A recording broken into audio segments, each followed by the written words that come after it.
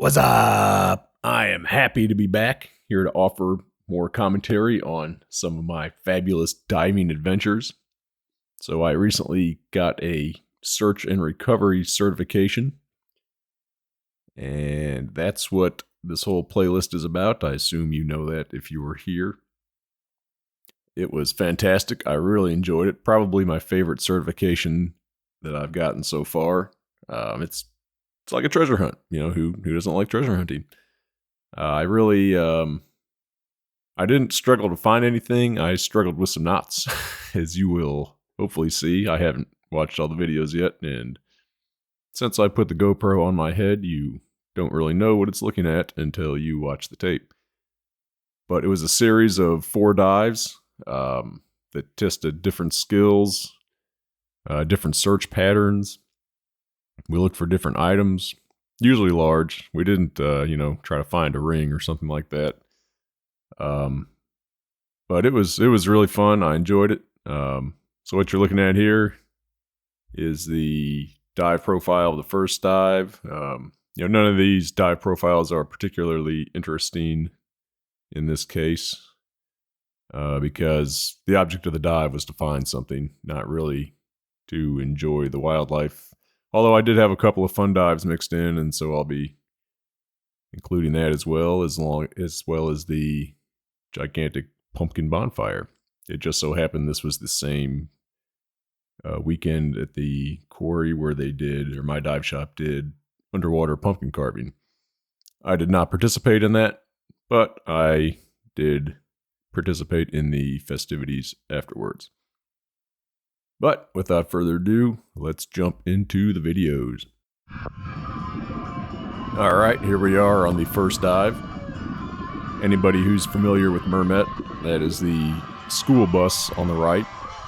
The school bus points north-south, so we're actually swimming pretty close to directly south right now, as you might have seen on my compass.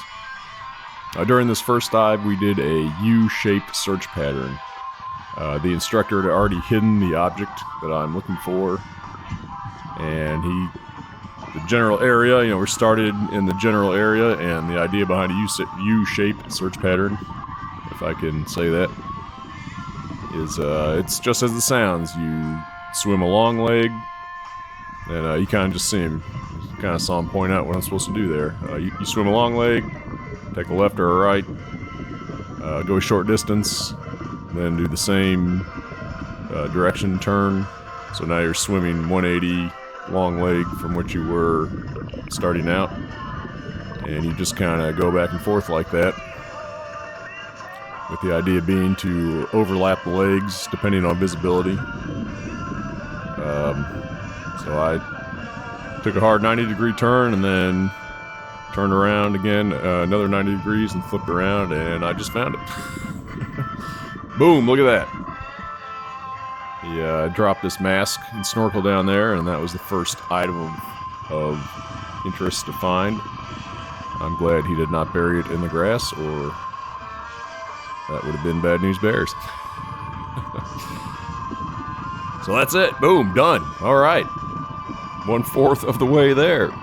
Yeah, not quite. We actually did one more search for this first dive, which is in the next video. So here we are picking up with the second search of the first dive. First of all, if you guys hear some blips or bips or almost sounds like skips in the audio recording, I apologize. I don't know what's causing that. It's kind of been a splinter in my mind, something I've never been able to figure out. I use Audacity to do these recordings, and I don't know if there's something going on there. I don't know if it's a problem with my mic. It doesn't always happen. It seems to be happening right now. I'm doing this in Windows.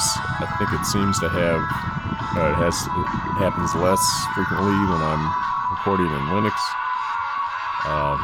I don't know, but anyways, we're gonna carry on with the background noise. The actual audio from the video. It's probably not that big of a deal anyway. But anyway, back to the dive. So what we're doing here is we're kind of cheating a little bit. I'm actually doing a semicircular search pattern as if it was a circular pattern. So what I'm doing here, that rope is secured to the school bus, and the instructor went out and hid a weight somewhere, and I'm basically taking a semicircular approach where I start parallel with the bus with a certain length of rope. I swim in a semicircle looking for the object. As soon as I get parallel with the bus again, I let out some rope. So I'm on a longer line now and swim another semicircle. So you basically have this expanding semicircle search area. And you do that until you find the object, run out of line, or run out of air, some other dive limitation, etc. Yeah, so that's it. We're searching for the 10-ton weight. As it's written on the side. It's actually a 50-pound weight. And you'll notice, you'll see when I find it. Like I said, in the first video, I didn't have any trouble finding the things. I had trouble tying knots to them.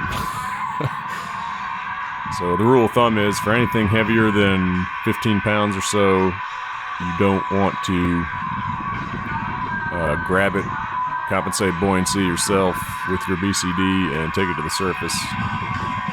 Anything heavier than that, you're supposed to use a lift bag, which is what this is my first time using a lift bag, so that was interesting and a little bit challenging. The reason you want to use a lift bag is for safety. So if I pick up this heavy object, and I found it, it's a boat anchor he hit out there. The reason you don't want to use your BCD, which could be your first instinct, and get to that in a second. So I touched that stick and the rock fell, so I got kind of nervous, like I don't want to mess with this thing where rocks are going to be falling on me. So I picked it up and moved it to a location here, a little further away out of the avalanche of rocks. That was the reason for that. But you may be thinking, yeah, just grab it, take it to the surface. This anchor is pretty light. You could probably get away with that. But if you compensate for buoyancy by using your BCD, and you blow yourself up, and you accidentally drop the weight, then you could do a runaway ascent to the surface, and that's dangerous. So anything heavier than 15 pounds, you use a lift bag. And what I'm doing here is, this is just a floating buoy. It's just procedure when you find the object. I only did this once actually, but if I was doing this for real, you want to tie this buoy to the object. And that way, while you're lifting it, if it slips or falls, you don't have to find it again, essentially, is the idea, because you have this line attached to it now. So this is just a floating buoy. This is my first foray into tying one of these knots underwater. Throughout all my dives, I pretty much exclusively, and I asked him, he just said let it go. So that floats up to the surface, and I tie the rope. I tie this rope to the buoy, just as part of the skill. It's part of what I was doing. And I'm going to attempt to tie a bowline here. I think I did it correctly this time. Yeah, it's up through the loop, and then across the line, down through the loop, and out the bottom. I think this one went right. I really struggled later on tying a bowline, which is pretty much all I used in practice, to the weights. You'll see that in subsequent videos, highlighting my failures. Yeah, that went good. That's a good bowline. Before this, I had to demonstrate. Part of the class was demonstrating three knots. There's a bowline, which is good for what you just saw here, and then there was I don't have to pull my book out. Sheet bend, I think, is the name of the other one. that is for tying 2 different ropes together. So if you have, 2 ropes, you need to make a long rope. You can use a sheep end to tie them together. And then the other one was a half hitch or double half hitch, I believe. And that's good for tying a rope around an object.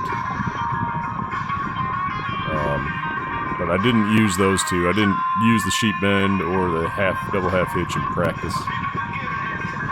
And all I did here, because this has a carabiner, I think was, I tied the bow line using the buoy and then just used the carabiner to hook the, which is kind of cheating, but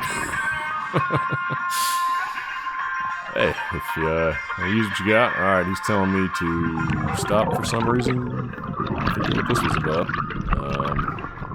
He might have just been checking up above us to make sure that, in case I sent this thing up in a rush, that I wasn't going to be smacking somebody.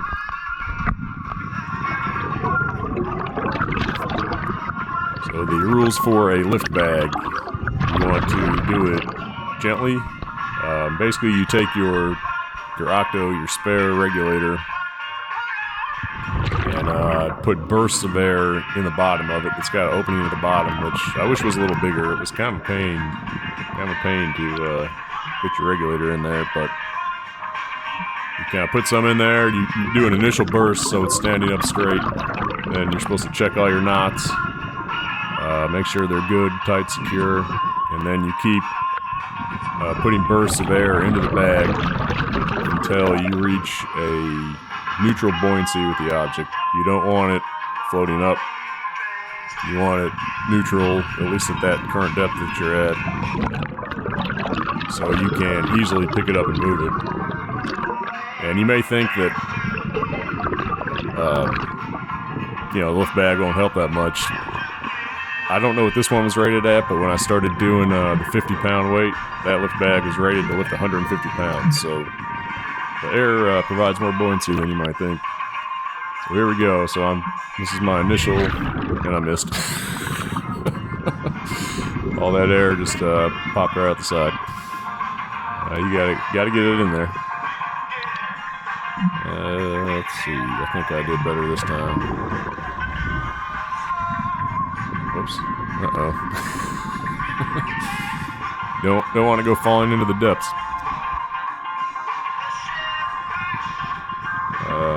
I got some air in there, so it's standing up. And lift bags also have a release valve. You can see it kind of dangling there. Dangling on the left. That's for dumping air. Because it can be kind of tricky lifting objects up, because as you go to the surface and you get under less pressure as the object goes up, the air in the bag starts expanding, and it can happen on a runaway ascent to the top, which you don't really want that. If you can control it, that's better. In my opinion, I guess. I don't know if it really matters all that much. What you don't want to do is hang on to the object as it floats up and run away ascent yourself. So if that starts to happen and you can't dump air in time, you're just supposed to let it go and get out of the way, get out from under it in case it starts going. So here we're neutral buoyant. I've decided I can lift this thing with relative ease. And that's it. So we just kind of took it to the top, took it to the surface from here. It actually went off pretty smoothly. I never had any real problems all weekend. Except for tying knots, that's where I struggled. But I never had a problem where, knot slipped and the thing dropped, or I did drop it on myself. So I dumped a little air here. I think I ended up dropping a little too much, or dumping a little too much. The object wasn't floating that well on the surface. One thing we did that surprised me was we kind of skipped a safety stop on all these dives. And I asked the instructor about that, and he said, yeah, well, that's just recommended, it's not mandatory. This is recreational diving, so the safety stop itself isn't required. So that's the first time I've had an instructor tell me to skip a safety stop, but is what it is, and I can tell you I did not get the bends, so. Here we are at the surface. Mission accomplished. We found it. And my marker buoy is all the way over there for some reason. Too much air out of it. What did I say? I didn't hear myself. Anyway, that's the end of the first dive. That was the U-shaped pattern and the semicircular pattern with the lift bag. It was cool. I enjoyed it. And stay tuned for more to come.